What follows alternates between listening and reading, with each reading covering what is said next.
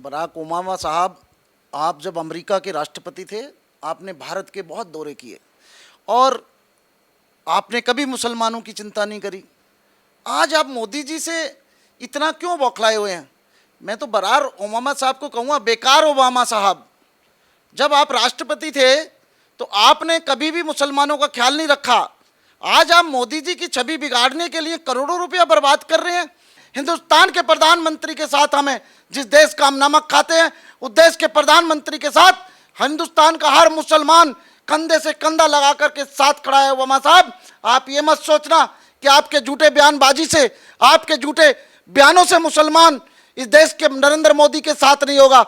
नमस्कार, स्वागत है आपका हमारे चैनल पर। एक तरफ देश के प्रधानमंत्री नरेंद्र मोदी अमेरिका के दौरे पर हैं और इसी दौरे को लेकर अमेरिका के पूर्व राष्ट्रपति बराक हुसैन ओबामा की तरफ से एक बयान सामने आया। उन्होंने अमेरिका के एक न्यूज चैनल में इंटरव्यू में कहा कि इस समय पर जो अमेरिका के राष्ट्रपति हैं जो बाइडेन, उन्हें प्रधानमंत्री नरेंद्र मोदी से भारत में मुसलमान और जो माइनॉरिटीज हैं उनकी सुरक्षा के बारे में बात करनी चाहिए और अगर माइनॉरिटी सुरक्षित नहीं रहेंगी तो भारत टूट जाएगा। इस तरीके से बात जो है वो की गई है बराक हुसैन ओबामा की तरफ से, जिस पर पीएम नरेंद्र मोदी ने भी आज सभा के दौरान जवाब दिया है। पर आज अगर बात करें कि वो बराक हुसैन ओबामा जिन्होंने खुद राष्ट्रपति रहते हुए किस तरीके से तमाम चीजें की थी और किस तरीके से मुसलमानों की हत्याएं भी अमेरिका में उस दौर में हुई थी, आज वो भारत को लेकर किस तरीके से सवाल उठा रहे हैं, ये दर्शाता है कि पीएम नरेंद्र मोदी की बढ़ती हुई ताकत से आज कितने ही लोग परेशान हैं। इस पूरे मामले पर विस्तार से बात करते हैं क्योंकि हमारे साथ मौजूद हैं शकील सैफी जी और सर से बात करेंगे कि आज विपक्षी पार्टियां भी सुर मिलाती हुई नजर आ रही हैं जो बाइडेन के साथ, जिसमें कांग्रेस का भी बयान सामने आया है।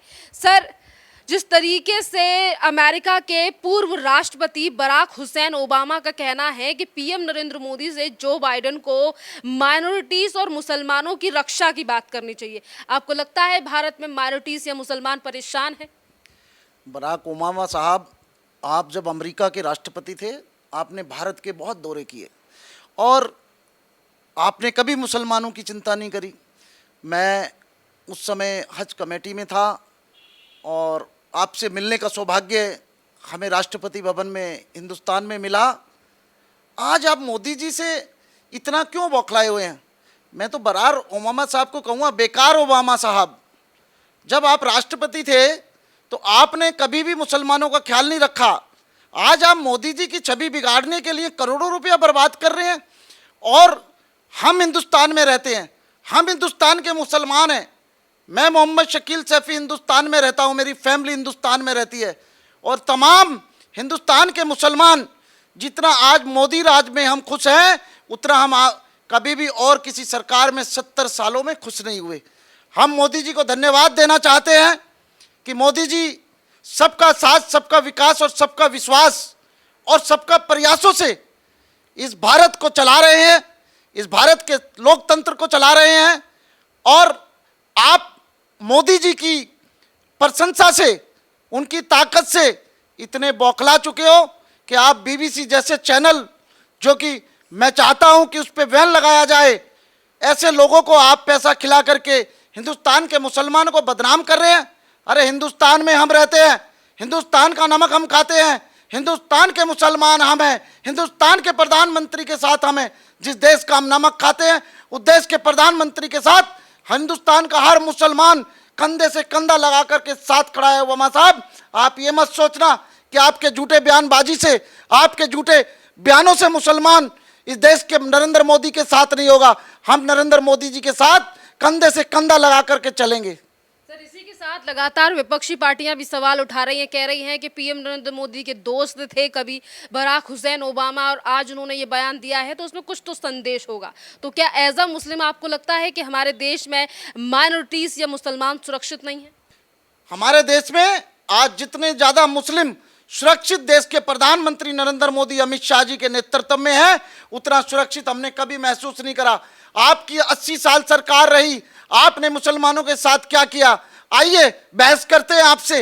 भेजिए अपने प्रवक्ताओं को आपसे बहस करने के लिए। मुसलमान आज खुश है, आज हम लोगों को सबका साथ, सबका विकास और सबका विश्वास और सबका प्रयास, जो आज अमेरिका में हमारे देश के प्रधानमंत्री ने भी अपने भाषण में कहा, मैं स्वागत करता हूं आदरणीय नरेंद्र मोदी जी के स्पीच का, नरेंद्र मोदी जी के भाव का, और नरेंद्र मोदी जी का तहे दिल से मैं शुक्रिया अदा करता हूं कि उन्होंने अपने देश के अल्पसंख्यक समुदाय को इतना मान सम्मान दिया है, इतना प्यार दिया है, इतना दुलार दिया है। और आप लोगों को हमारे देश में इंटरफेयर करने की जरूरत नहीं है। आज आप लोगों को हमारे देश के नरेंद्र मोदी की जरूरत है। आप अपने गिरेबान में जाके ओबामा साहब पहले, फिर हमारे देश के प्रधानमंत्री पर आवाज उठाएं। सर, कभी भी जब बात होती है तो हमेशा भारत के मुसलमान या माइनॉरिटीज को लेकर ही सवाल क्यों उठाती है, चाहे विपक्ष हो या फिर कुछ विदेशी ताकतें हो?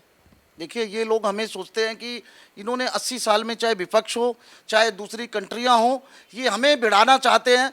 हमें देश के प्रधानमंत्री आदरणीय नरेंद्र मोदी जी से हमारे को बुराइयां कर करके मोदी जी को बदनाम करना चाहते हैं। लेकिन मोदी जी बहुत अच्छे इंसान हैं। मोदी जी इतना कार्य कर रहे हैं हम मुसलमानों का कि अगर हमारा एक छोटा सा शादी का कार्ड भी जाता है या हमारी समस्याओं का कोई समाधान का लेटर भी जाता है तो देश के प्रधानमंत्री आदरणीय नरेंद्र मोदी उसका जवाब देते हैं, उसका रिस्पॉन्स देते हैं, उनका ऑफिस हमें रिस्पॉन्स देता है और हर काम पे हमारी कार्रवाई होती है। ये मैं आम जनता को बताना चाहता हूँ। इसी के साथ ये भी खबरें सामने आ रही हैं कि अभी ट्विटर पर ये भी चीज़ें सामने आई कि भारत को लेकर जो है वो करोड़ों रुपया लगाया गया बराक ओबामा की तरफ से। ये तमाम चीज़ें भी सर सोशल मीडिया पर देखने को मिल रही हैं। देखिए, हमारे मोदी जी को चाहे विपक्ष हो चाहे और बहुत सारी कंट्रियां हैं जो मोदी जी को बदनाम करना चाहती हैं। और पैसे की बात तो ये है कि ये पैसे से छवि नहीं बनती है। जाको राखे साइयां मार सके ना कोई, हमारे कुरान शरीफ में भी है कि अल्लाह जिसको इज्जत देना चाहता है उसको कोई नहीं रोक सकता। तो अल्लाह ताला ने आदरणीय नरेंद्र मोदी जी को जो इज्जत दी है पूरे देश में, उसको अगर सारी ताकतें मिलके, पूरा हिंदुस्तान की ताकतें और पूरे वर्ल्ड की ताकत मिलके रोकेंगी तो अल्लाह के हुक्म से वो ताकतें रोक नहीं पाएंगी। नरेंद्र मोदी जी को जो आज इज्जत मिल रही है वो सब अल्लाह की देन है, भगवान की देन है, ईश्वर की देन है। अल्लाह ताला उन्हें इज्जत दे रहा है, उसको स्वीकार करनी चाहिए। आपको मानना चाहिए कि अल्लाह ताला ने आज उन्हें प्रधानमंत्री के पद पे बिठाया है। मैं अल्लाह का शुक्र अदा करता हूँ, अल्लाह ताला का शुक्र अदा करता हूँ जिसने मेरे देश में प्रधानमंत्री आदरणीय नरेंद्र मोदी को प्रधानमंत्री बनाया। बिना अल्लाह की मर्जी के कोई प्रधानमंत्री नहीं बनता है।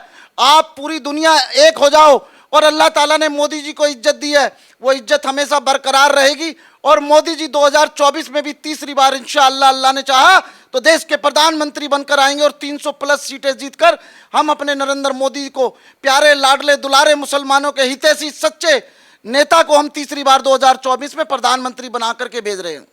इसी के साथ बराक ओबामा ने ये बयान अभी क्यों दिया है जब पीएम नरेंद्र मोदी की इतनी ज़्यादा वाहवाही जो है वो अमेरिका में हो रही है? सर, आज सवेरे भी जिस तरीके से सांसदों ने अमेरिका की संसद में जो है वो पीएम नरेंद्र मोदी को लेकर जयकारे के नारे लगाए, वंदे मातरम से लेकर तमाम चीज़ें नजर आई।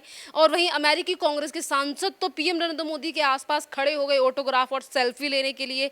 वहीं बाहर जाकर ये सवाल उठाए जा रहे हैं कि भारत में हालत खराब है। नहीं, बंटवारे की बात भी उन्होंने की है कि भारत जो है वो बिखर जाएगा अगर माइनॉरिटीज और मुसलमानों के हितों की रक्षा नहीं हुई तो।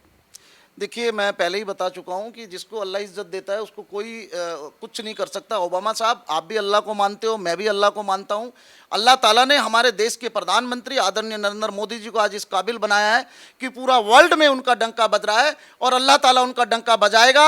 हम बताना चाहते हैं आपको कि आप चाहे कितनी नेगेटिविटी कर लो, आप भी मुसलमान हो, आप भी हदीस पढ़े हुए, आप भी कुरान पढ़े हुए और मैं भी हदीस जानता हूं, जब तक अल्लाह नहीं चाहेगा किसी को नीचे नहीं गिरा सकते। जैसे नरेंद्र मोदी ने आज इस देश को हर फूल से सजाया है, माला बनाई है, हिंदू से भी, मुसलमान से भी, सिख से भी, ईसाई से भी, क्रिश्चियन से भी, इस माला को कभी हम टूटने नहीं देंगे। हमें विश्वास है हमारे देश के प्रधानमंत्री आदरणीय नरेंद्र मोदी पर कि हम नरेंद्र मोदी जी को अपनी जान से भी ज़्यादा प्यार करेंगे और नरेंद्र मोदी जी इस देश का नाम रोशन करेंगे। और आप कितना ही जोर लगा लो, कितना ही पैसा खर्च लो, लेकिन अल्लाह के हुक्म से आप नरेंद्र मोदी जी को कभी नीचा नहीं दिखा सकते। ये मैं आपको बताना चाहता हूँ। सर, इसी के साथ सवाल मेरा फिर से वही है कि एक तरफ हमारे भारत की जो जनता है और तमाम मुसलमान हैं वो भी इसका विरोध कर रहे हैं कि किस तरीके से बराक हुसैन ओबामा ने भारत के माइनॉरिटीज़ और मुसलमानों को लेकर ये बयान दिया है, सुरक्षा की बात की है जहाँ सबसे ज़्यादा सुरक्षित है माइनॉरिटीज़ और मुसलमान, तो वो बंटवारे की बात क्यों कर रहे हैं? क्या फिर से एक बार विदेशी ताकतों की तरफ से भारत के दो टुकड़े करने की, यानी कि जिस तरीके से 1947 में हुआ था वही मंजर दोहराने की बात तो नहीं हो रही है? देखिए, मोदी जी को बहुत सी विदेशी ताकतें चाहती हैं कि उन पे प्रेशर बनाया जाए क्योंकि वो इतने पॉपुलर हो रहे हैं। लेकिन मैं आपको बताना चाहता हूँ, इस देश का मुसलमान अपने नरेंद्र मोदी जी के लिए अपनी खून का एक एक कतरा हम लोग बहा देंगे नरेंद्र मोदी जी के लिए। अगर हमारे खून की एक एक कतरे की भी जरूरत इस देश के प्रधानमंत्री के लिए पड़ी और इस देश के लिए पड़ी, तो मैं मोहम्मद शकील सैफी आपको विश्वास दिलाता हूं ओबामा साहब, हम अपने खून का एक एक कतरा नरेंद्र मोदी के लिए बहा देंगे, लेकिन अपने देश के प्रधानमंत्री को कभी झुकने नहीं देंगे और ना इस देश का बंटवारा होने देंगे। बहुत बहुत धन्यवाद सर।